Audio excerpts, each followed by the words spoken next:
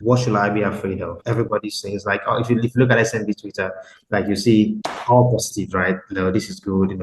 Cleaning and other home based home services business. But what is the downside, and what should we be scared of?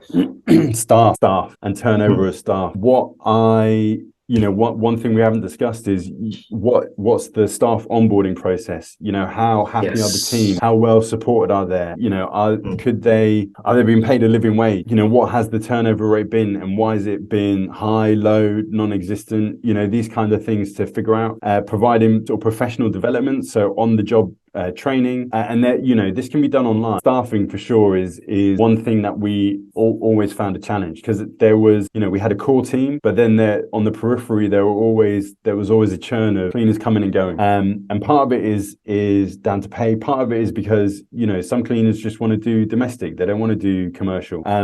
Some cleaners will want a better cleaning schedule, which means instead of going from one side of the city to the other side to work for 2 hours at each site and spending hours traveling. Like, why can't you bunch, 3 sites together within close vicinity so they can get 6 hours of work for, half an hour's travel? Staffing for sure is going to be a big area to be mindful of and to focus on. I think the training aspect in particular, and just making sure that they feel part of a team. Cleaners, especially with smaller cleaning business, they often get denigrated. They don't really get appreciated because people just look at cleaning in quite a disparaging way, and I think making sure that they buy into what the business is looking to achieve, the standard of quality they're looking to deliver to client, and that there's an overriding vision which they can feel part of and contribute to. I think that's quite important.